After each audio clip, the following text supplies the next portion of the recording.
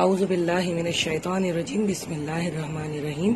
السلام علیکم ویورز، اور سب سے پہلے آج کی ویڈیو شروع کرنے سے پہلے درود پاک آپ لوگ پڑھ لیجئے۔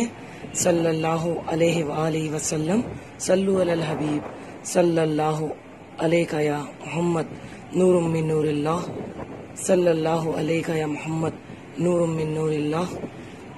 آج میں آپ لوگوں کی خدمت میں لے کر حاضر ہوئی ہوں درود تاج کا خاص وظیفہ، جو کہ مجھے بخشا ہوا ہے اور میں آپ لوگوں کو بھی بخش رہی ہوں، اور آپ لوگ یہ پڑھیے اور اس یقین کے ساتھ پڑھیے کہ دعاؤں میں بہت زیادہ طاقت اور تاثیر ہوتی ہے۔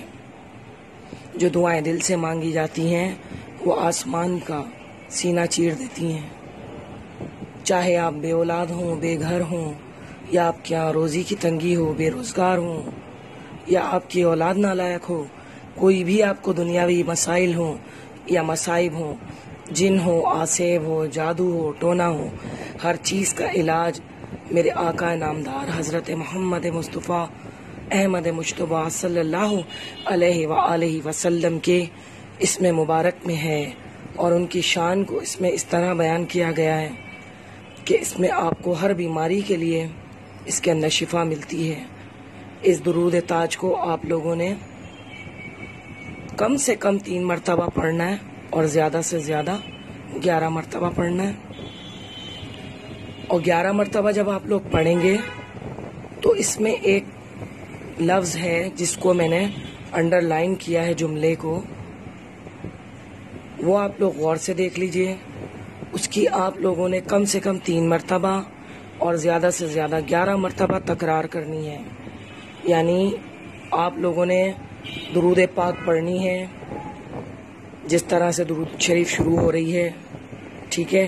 اس کے بعد یہ جو آ رہا ہے دافع البلاء والوباء والقحط والمرض والالم، اس کو آپ لوگوں نے 3 مرتبہ ورنہ 11 مرتبہ تکرار کر کے پڑھنا ہے، اور 11 مرتبہ یا 3 مرتبہ ہی یہ درود شریف مکمل پڑھنی ہے۔ آپ لوگوں نے کسی سے بات کیے بغیر آپ لوگوں نے پڑھنی ہے، اور عصر سے مغرب کے درمیان میں پڑھنی ہے۔ اور دعا کیجئے اللہ کی بارگاہ میں رو رو کے گڑ گڑا کر، جو مریض، یہ میرا یقین ہے کہ جو مریض اگر بستر پر بھی ہوگا وہ انشاءاللہ تعالی اس درود پاک، اس درود تاج کی برکت سے اٹھ کھڑا ہوگا۔ جس دوران حبس ہو رہا ہو، ہوائیں بالکل ساکت ہوں، یہ میرا آزمایا ہوا ہے۔ آپ لوگ اس درود پاک کو 3 مرتبہ پڑھ کر آنکھیں بند کر کے اور آسمان کی طرف پھونک مار دیں، انشاءاللہ تعالی ہوائیں اس طرح سے کھل جائیں گی جس طرح سے رحمت کا دروازہ کھلتا ہے، اور آپ لوگ اپنی آنکھوں سے نظارہ دیکھیں گے۔ شرط اس کے لیے یہ ہے کہ دل سے ہر چیز کا کرنا لازم ہے۔ آپ لوگ بھی دل سے کیجئے گا تو انشاءاللہ